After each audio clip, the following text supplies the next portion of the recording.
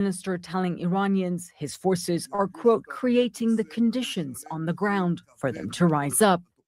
As the IDF releases video like this, showing what it says are attacks on regime checkpoints that have become a major instrument of suppression and killing the regime's top leadership, one after the other. An uprising seems impossible right now for those who find themselves trapped between two hells. From inside their homes, they still defiantly cheer against the regime that time and time again has failed to silence a people risking it all for freedom. Ambassador, how big a blow to the Iranian regime are the killings, you think, of those two high-level security officials, particularly Ali Larijani, who was seen as the country's de facto leader in recent weeks? Well, I think both are significant. Larijani was the secretary of the Supreme National Security Council, which is a pretty important position, but he was also clearly functioning very close to being. 西九龍專上升級住宅項目影居 Photo Plus 奧立九龍核心地帶，鄰近多間特色小店及人氣餐飲美食，地域無限。 坐擁雙站3線，輕鬆暢遊全城，一站之隔，投身大灣區網絡，生活視野更廣更闊，由外到內同樣精彩。西九龍專上升級住宅項目 Photo Plus 影居，高尚氣度，逐格昇華。 have been doing targeting besieged checkpoints in major cities like Tehran, destroying them as they're manned in the streets. I think it says to the besieged they're very much in the bullseye here, and I think that could have a profound effect on them. It does seem like the IDF is targeting, as you point out, levers of control over the population in Iran. I don't know if that's to try to foment or make more possible the idea of some sort of regime change from some sort of a popular uprising. If the U.S. were to stop their side in this, do you think Israel would continue with that? Well, I think it's possible, although many in Israel say, look, Trump started the war, Trump will end the war. That's what happened last summer. In June, when the Israelis were on their 12th day of a bombing campaign, Trump had the U.S. drop 14 bunker busters on one day and then said, okay, the war is over. Israel still had a very long target list. And the bombing of the besieged, as in all of the attacks on the Revolutionary Guard, are intended to destroy the instruments of Iranian power that both threaten us externally and threaten their own people internally. Says it will pursue, find, and, quote, neutralize Iran's new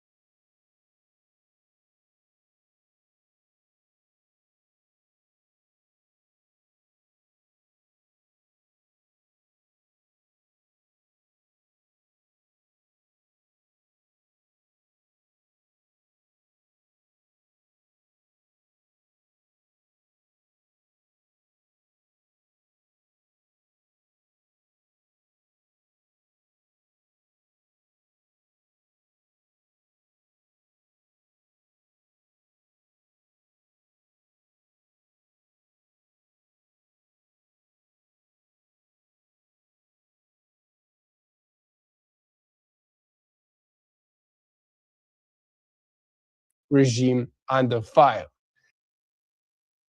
I often hear, both in the theological world and also, in the general church world, that the church has replaced Israel.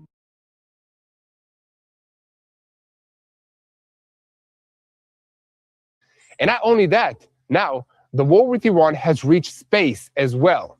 Israel has destroyed Iran's military satellite center. And at the same time, the Iranian Navy has lost its head.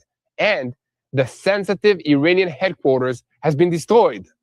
Israeli Air Force strikes in the heart of Tehran. In a precise wave of strikes in the heart of Tehran, the Israeli Air Force destroyed the Naval Command and Control Center responsible for attacks on the freedom of navigation and the smuggling of weapons to Hezbollah in Lebanon. Trump is preparing the ground for a deadly attack on Iran. Donald Trump said today, the war will end soon, but not this week. Iran wants to talk.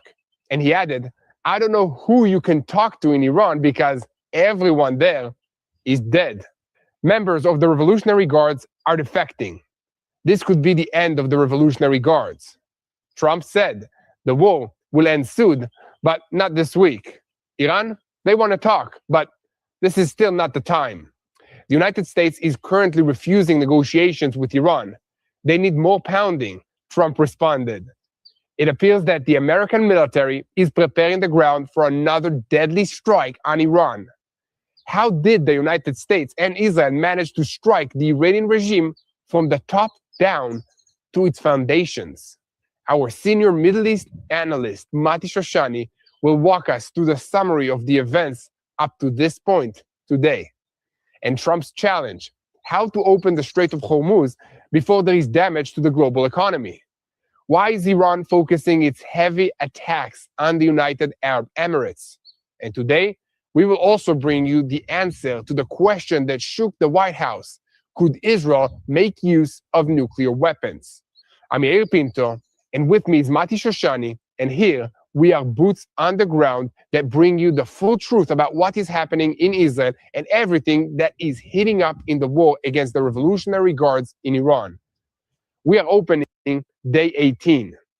Donald Trump announced that most of Iran's capabilities have been destroyed. Other than that, they are fine. Day 18 of the Lion's Roar, or Epic Fury, is in the Iran arena. The IDF continues striking the regime targets in an attempt to weaken and humiliate the Iranian regime. In a precise wave of strikes in Tehran, Shiraz, and Tabriz simultaneously, the Israeli Air Force left Iran in shock last night. And again, last night, the Israeli Air Force destroyed the Naval Command and the Control Center that is responsible for attacks on the freedom of navigation and the smuggling of weapons to Hezbollah. IDF spokesperson stated that we deepened the damage to the regime's ability to advance terror operations in the maritime domain. The headquarters served for years as a command center for activity in the naval arena and for managing sabotage operations against civilian ships and regional trade routes. The strike damaged its coordination and its command capabilities. In the IDF Intelligence Directorate, there are identifying cracks in the resilience of Iran's military and the Revolutionary Guards in the face of the attacks by the United States and by Israel. Basij personnel fled from the Air Force, and senior officials in the Revolutionary Guards are defecting. And there are reports in Tehran of IDF strikes against security checkpoints on major routes in the capital. Swarms of AI-guided drones continue to strike positions and street checkpoints of the Revolutionary Guards in Tehran in intense screening operations. At the moment, it appears that the senior command echelon from within the ranks of the Revolutionary Guards has completely defected.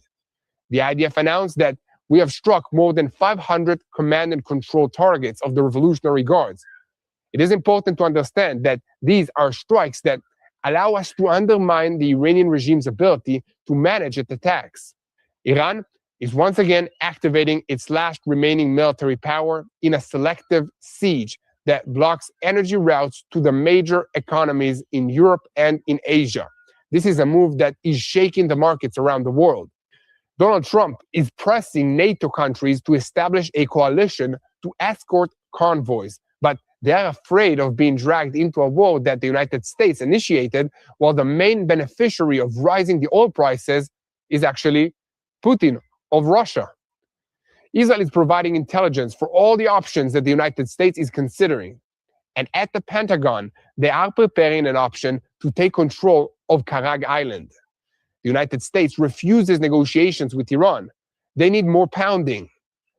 Washington insists that Tehran fulfill all the conditions of surrender, handing over the enriched uranium, shutting down the nuclear facilities, stopping the missile project, and ending support for regional terrorist organizations. The President of the United States said that the United States attacked around 7,000 military and commercial targets in the Islamic Republic. The military and the leaders were destroyed, and together with Israel, we are doing what needs to be done. And later, in another statement, he said, I don't know who you can talk to in Iran, but everyone there is dead. The data showed that since the fighting began, Iran has launched 700 missiles at Israel. Only half of them arrived, and almost 85% were intercepted. Trump has been required to answer many questions about the war, but today, he was asked directly regarding Israel's use of nuclear weapons, and the answer was unequivocal. We have all the details coming up. Iran is firing cluster missiles at Israel with destruction radius of up to 10 square kilometers. The Iranian missile has become the biggest challenge for the IDF. The missiles with the splitting warheads have become the interception challenge for Israel's air defensive systems. A military source explains that intercepting the missile outside the atmosphere prevents the warhead from splitting up. Game of Thrones, Iran version. The New York Times is publishing details about the process of selecting Mujtaba Khamenei as Iran's supreme leader. Mujtaba probably would not have been chosen for the role if his father had died a natural death. His father opposed his selection and supported other candidates, but his assassination tipped the scales in favor of his son. And today, it was revealed how Mujtaba Khamenei survived that assassination.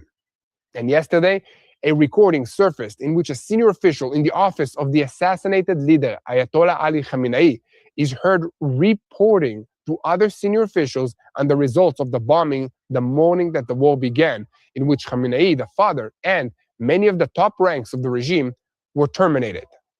He says that the heir, Mujtaba, survived only because he had gone out a few minutes earlier for a walk in the courtyard, and the missile struck exactly as he was going up the stairs.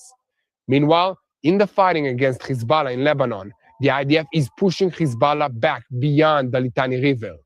In recent days, the IDF has begun ground activity in Lebanon in order to expand the 4 defensive lines. This involves the destruction of the first row of houses.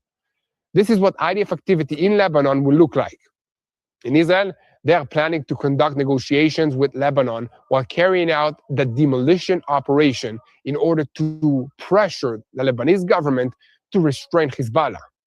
Residents of Lebanon have evacuated from the area near the border, and after the demolition operations are completed, Israeli forces will be positioned to defend against the terrorist organization. And the eyes are not only on Iran. What is happening in other arenas while Tehran is burning? Operation Lion's Roar is drawing attention away from the additional arenas that the IDF is dealing with, which are Lebanon, the Gaza Strip, the Houthis in Yemen, and also Judea and Samaria. And as of now, the IDF is maintaining all of the arenas with great successes. Today, we will also bring you what is happening with all the rest. There is a lot ahead of us, so let's dive into the details. The tension is rising in the Middle East minute by minute. And I'm Yair Pinto, and with me is Mati Shoshani. And here, we are boots on the ground that bring you the full truth about what is happening in Israel. And this day is day 18th of the war against the Revolutionary Guards in Iran, which is the head of the crumbling axis of evil in the Middle East. And just before we begin, I want to call on you to keep spreading the truth, share our content with as many people as possible. Click on the subscribe button, and most importantly, do not forget to look for me, Yair Pinto, and for Mati Shoshani on our social media platforms to get the perspective behind the scenes of what it's like to live in Israel under war. Our senior Middle East correspondent, Mati Shoshani, are you receiving me now? I can hear you, Yael. Can you hear me? Yes, I can hear you. So basically 2 weeks have passed since the operation began, a little more than that, and so much has happened here since then. I mean, can you give us an order of the central events, I think the main issues that passed in the last 2 weeks, and what do we have ahead of us in this campaign? Yes, I think that's a great question. It's important to remember where we've come from and where we've gone. So we're 2 weeks and 2 days now, 3 days into this ongoing war, the second Iran war. This war too, just like in Operation Midnight Hammer in June of 2025, was opened with a surprise Israeli attack, joined later by an American attack. Back then it was over a week later. This time it was minutes later. The opening notes of this campaign were a strategic bombing of multiple facilities in Iran, radar systems, communication nodes, but most importantly, an underground bunker where the supreme leader of Iran, Ali Khamenei, was hiding well underground. It included a huge operation of counterintelligence to fool the Iranian regime into believing that Israel wasn't planning to attack that Saturday morning. And Ali Khamenei, together with close to 40 heads of both the Ayatollah regime and the IRGC, were removed in one fell swoop. That move was continued by days, talking almost an entire week, of ongoing bombardment by the American forces and the Israeli forces that eliminated much of the conventional fighting force of Iran. Much of the leadership, we're talking dozens of people in top leadership of every organization within the Iranian government, be they a religious figure, be they a IRGC, let's call it terrorism army, and be it a proper Iran army or the Basij, many of them have been removed. Their ships were sunk, their submarines were sunk, hundreds of their launchers were removed, hundreds of their ballistic missiles were blown up, many of their warehouses for mines, for other explosive charges, etc., were also destroyed, and much of their fighting force has been eliminated. And after about a week of that fight, we started transitioning into the second phase in retaliation to what Iran started doing, which was attacking the Gulf states. They launched ballistic missiles and suicide drones at almost every Gulf state around them with an attempt to really bring terror to those countries and force them or pressure them into ending the campaign. This war took a turn into a war that is more in a war of attrition. The Iranians trying to weaken, scare, hurt the neighboring countries, including Israel, launching ballistic missiles into Israel that for the most part have been intercepted, launching ballistic missiles and drones into the UAE, into Oman, into Qatar, into Kuwait, into Saudi Arabia, time and time again, and even launching ballistic missiles into NATO countries that were intercepted over Turkey, believe that. And to add to that, about a week into this campaign, the war takes another shift where it also started including Hezbollah in Lebanon. Hezbollah is a very diminished fighting force compared to what it was about 2 years ago. And yet, IRGC officers have been there for several months now, waiting for this moment. And they too started attacking Israel, which culminated about a week into the war in a very substantial uptick in the amount of launches from Lebanon-controlled Hezbollah areas into the northern communities of Israel, up to over 100 a night in certain nights of this last weekend, about a week ago today, which was responded by a very substantial effort of the IDF that both took another line of defensive positions within Lebanon and is now in the point of, let's call it maneuvering in its early phases within Lebanon, including the large recruitment of IDF soldiers. To give you a story of what's happening in Israel, the Israeli country has responded as a very, very well-oiled machine to this war. Reservists were recruited, myself included, and a second wave of reservists has been recruited in this last week to prepare for the maneuver in Lebanon that is happening as we speak. The early phases of it, at least, are happening. The civilian population has been highly disciplined, and there's another big chunk outside of Israel, which is the economic response to what's been happening. The Iranians have been trying to put a financial pressure campaign in place by hurting the global economy, by raising the prices of oil, by closing the Straits of Hormuz, possibly even trying to lay sea mines, naval mines in the Straits of Hormuz and threatening other countries that they won't be able to move their ships over there. And right now, the war that we're fighting is a war of financial attrition. Hezbollah is a big piece in that, but Israel's going to deal with Hezbollah directly. But when it comes to what's happening in Iran and off the coast of Iran, we're fighting a war where Israel and the United States more than Israel in this case, are trying to reinstate free travel through the Straits of Hormuz, which will allow about 20% of the world's oil, 20% of the world's liquid natural gas to travel through those straits to destinations around the world, bringing back down the cost of oil. One big thing has happened last night. We had, I said on the first day of this attack, a strike against much of the leadership of Iran, Ayatollah and IRGC leadership. And then just last night, a second very substantial wave of attacks that removed the person who was the effective number 2 in the Iranian government, possibly the one calling the shots in the last 2 weeks, Ali Larijani, who was the right hand of Khamenei. He was the person responsible for the foreign relationships with other countries. Very substantial strike that is worth going into in depth. But that's sort of a recap of everything that's happened in recent weeks. Wow, thanks, Mati. Yeah, definitely a lot have happened in the last few weeks. And I think that one point that I would like to go deeper on is the attacks against the Basij personnel, the Basij leadership, the checkpoints of this organization. Maybe you can start by explaining what is the Basij, what purpose do they serve for the Iranian regime, and then why it's so important to take them out, and what message does it send from Israel to the Iranian people? Yeah, 2 substantial things have happened in recent days. One, just last night, Israel struck and eliminated 2 of the heads of the Basij. And what the Basij is, to your question, the Basij is the enforcer unit for the Iranian regime.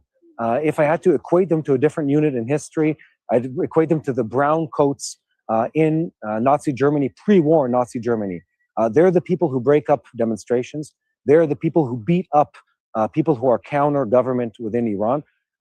They're the people holding the roadblocks throughout the different neighborhoods of Tehran and other cities of Iran and preventing free passage of Iranian people. So if you look at who are the people on the ground, who are the boots on the ground that are scaring the population, that are hurting the population, that are enforcing the will of the Ayatollah regime, it's the Basij forces. And what Israel and the United States have been doing for about 5 days, 5-6 days now, is striking those roadblocks. We've been using autonomous drone swarms to eliminate some of them.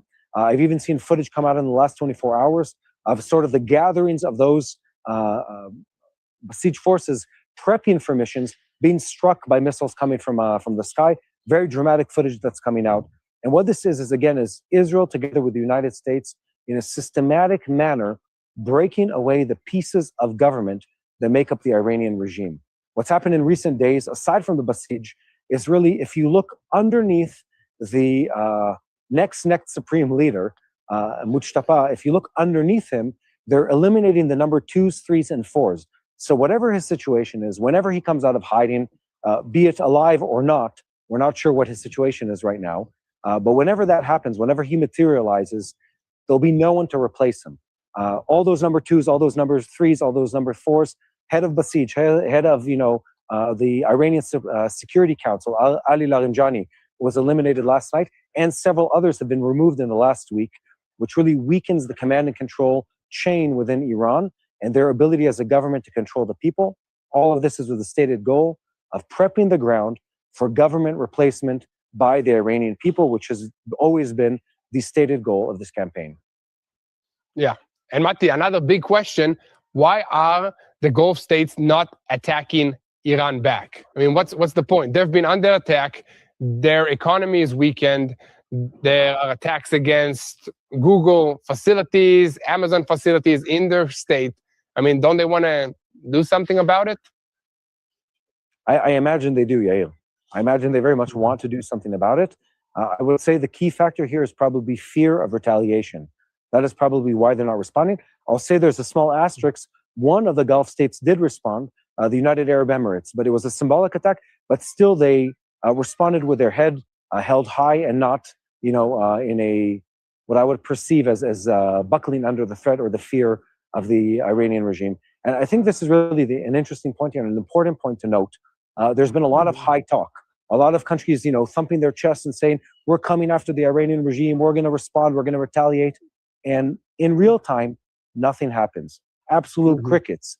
You don't hear a single shot fired from those countries. They're counting on Israel. They're counting on the United States to be the people to do their dirty work.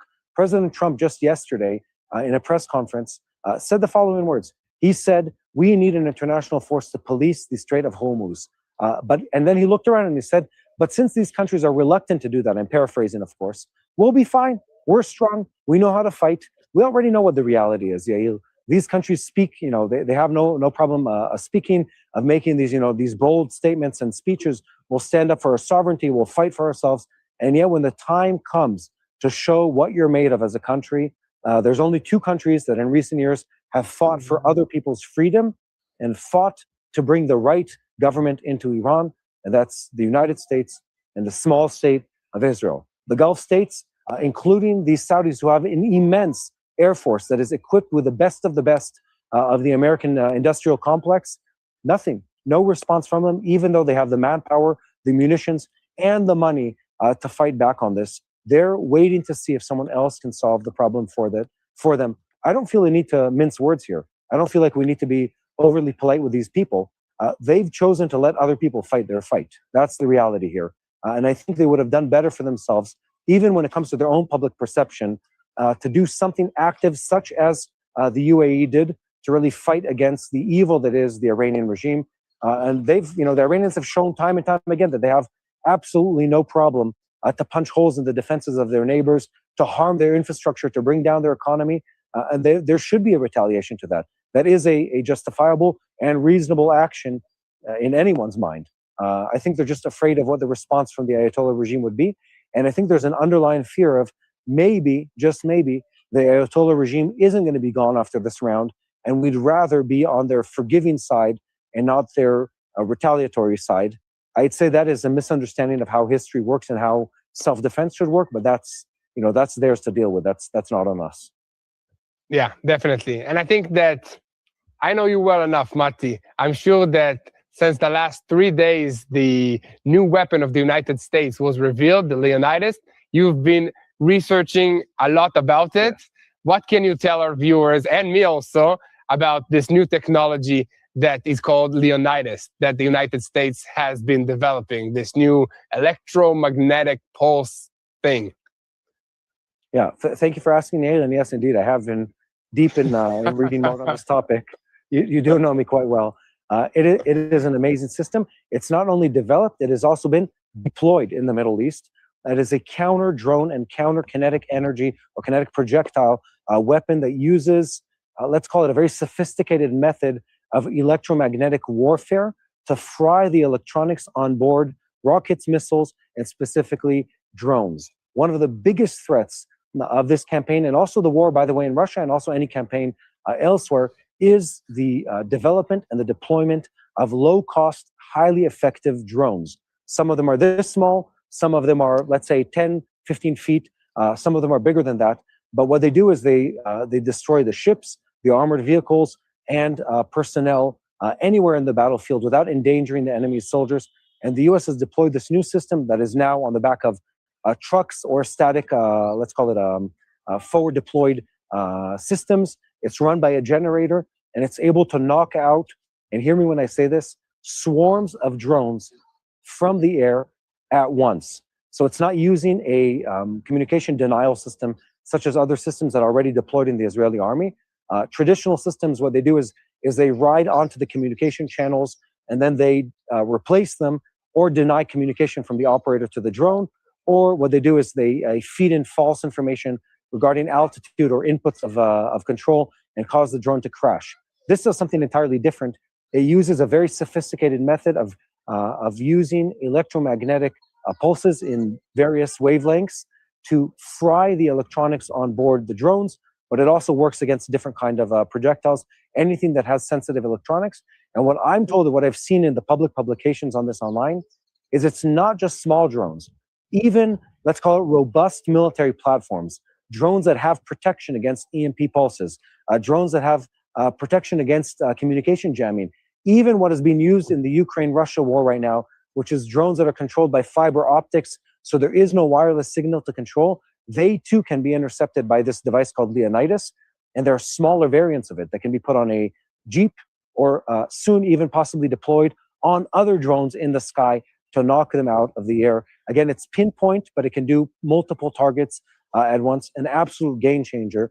And let me add just one more piece into this puzzle, which is the U.S. has also deployed drones as a new weapon in this conflict. Not big drones, not the multi-million-dollar drones, not the held hand drones, but they've reverse engineered the Shahed drone that the Iranians use. It was used first as a target drone to test American weapon systems. Now they reverse engineered it, improved it, made it lighter weight and more effective, and are using that as a drone to fight in the war against Iran. And what that does, it's the drone, by the way, is called the Lucas drone. It's about 10 feet in wingspan, relatively small, several hundred pounds when it takes off. Small warhead, but it's enough to exhaust the air defenses. It's enough to force Iranian radar systems and radar operators and their anti-aircraft batteries to exhaust all their missiles and bullets and explosive rounds at these small and cheap targets. Their cost is marginal in military speech. They're $35,000 a piece. Most military pieces of equipment are in the hundreds of thousands or millions of dollars, definitely for an airborne platform. So again, you're seeing the American defense industry respond very, very, very quickly to this. We have friends in the Israeli industry. We know the same thing is happening within Israel. These wars are a trigger for rapid deployment and development of new weapon systems that really change the battlefield. They save lives, but they also save dollars. And again, when you're fighting a war of financial attrition, your cost of intercept and your cost of triggering the enemy's intercept is a very substantial thing. I want to add one last thought here, Yael. Everyone in the world is looking at this. You know, the Russians are looking at this. The Chinese are looking at this. The Indians are looking, and they want to see, wait a minute, how is this going to end for the United States? And how is this going to end for Israel? How is it going to end for the Iranians? What we've seen here is a U.S. president, an Israeli prime minister, and leadership echelon in each one of these countries just do the absolute right thing. Take risks, take huge risks, in fact, act quickly, act swiftly, but also act with extreme prejudice against our enemies, as we should. And it's an example for everyone else around the world that if you mess with the wrong adversary, if you poke the American bear or poke the Israeli bear, you're going to pay for your miscalculation. And I think that's a really big takeaway from everything that's been happening. Well, yeah, thank you very much, Mati. I think that we definitely need to do an explainer about these technologies in the coming days or weeks once we have all the concrete information about this. So thanks for joining us, Mati. Thank you, Yael. See you later. And to all of you that are watching from around the world, thank you. Thank you for standing with Israel by sharing the truth, sharing our videos with more people that want to know what's happening here, and by praying. So if you want to help us, it's very easy. You hit the subscribe button, you join the TBN Israel YouTube family, and you share these videos with as many people as possible so that they will know what's happening here on the ground. And if you want to see this war behind the scenes, you know, short clips, social media style, look for Yair Pinto and Mati Shoshani on our social media accounts, because Israel is under attack now, every single day. Sirens are sounding, missiles are falling, families are running to bomb shelters in the middle of the night. The world is watching the war unfold in the sky. But on the ground, another battle is happening quietly. A battle for food, a battle for dignity, a battle for survival. Because wars don't only happen on the front lines. They reach the kitchen table. The reservists of the IDF have been called away from their jobs, away from their families for months at a time. Imagine that. Small businesses collapse. Elderly people are afraid to leave their homes during the missile attacks. For many Israelis, the fridge is simply empty. At Meir Panim, we see it every single day. Holocaust survivors sitting alone in dark apartments, families of IDF soldiers trying to survive while a parent is fighting on the front lines. And while the world watches the missiles, we are watching the people. So every day, Meir Panim provides hot meals, food packages, and care for those who need it most. But we cannot do this alone. We need you to stand with Israel, with the people of Israel, with us. So if you want to bless Israel, help the Israelis in need during this war, go to bless-israel.org and make a donation. Again, that's bless-israel.org. help feed the hidden victims of this war. You can do that by leaving a donation at bless-israel.org. Stand with Israel and the people of Israel today. A double assassination took place in the heart of Tehran. And once again, a direct blow to the exposed nerves of the Iranian regime. In the past few hours, the Israeli Air Force struck two of the most central figures that are still left alive in Tehran's leadership. Ali Larijani, who was widely seen as the man effectively holding the reins after the elimination of Ali Khamenei, and Basij commander Gholam Raza Soleimani, along with his deputy. This was no longer just another strike on the warehouse, no longer just another hit on infrastructure, and no longer just a general signal. This was a focused operation against the regime's decision-making center and against the repression mechanism that keeps the Iranian street under fear. And officially, he was a veteran regime figure, a man who knew every power center, every internal rivalry, and every sensitive junction inside the Iranian system. And according to reports, he was not operating from any formal office and was not moving publicly. He had been shifting between safe houses, hidden in the regime's security apparatus, trying to keep managing the system from the shadows. But the Israeli intelligence succeeded in locating him, closing the circle, and carrying out a precise strike in the heart of the capital, Tehran. The meaning of this assassination is extremely significant. Larijani was the man who connected the leadership, the security apparatus, and the decision-making processes during wartime.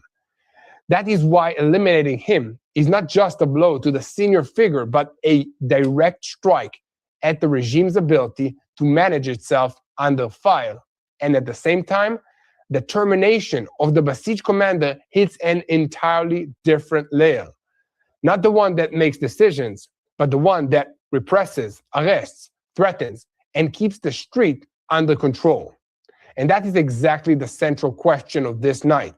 Are we seeing only another successful wave of assassinations, or a deeper stage in the campaign designed to leave Tehran without a functioning leadership, without a stable repression structure, and without a real ability to close the gap?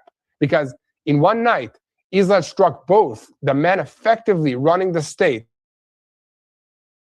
and the man effectively running the field. And that is no longer just a hit on the top echelon. It is a double blow to the brain of the regime and to its iron fist.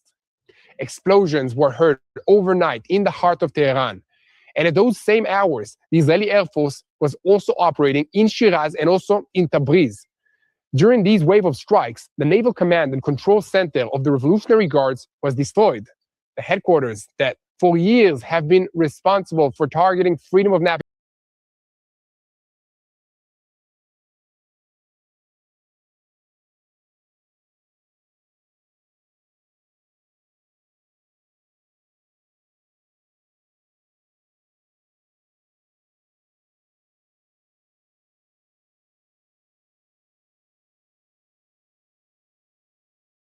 and also inside the regime's command structure as well. Because what happened overnight in Tehran was not just another strike on the warehouse or another of the command. The naval headquarters that was destroyed sat inside a large military compound in eastern Tehran, and for years it served the senior command echelon of the Revolutionary Guards Navy. This is not a regular navy. It is a maritime terror network. It is responsible for attacks on trade routes, attacks on civilian ships, arming Iran's terror proxies, and running maritime smuggling networks that move weapons, money, and equipment to Hezbollah and to the Houthis. The IDF says that these strikes deepen the disruption of the regime's ability to advance terror plans in the maritime arena. And behind this strike was deep intelligence and other work by the Navy Intelligence Directorate, working together with other military intelligence bodies. The goal was not only to hit a building,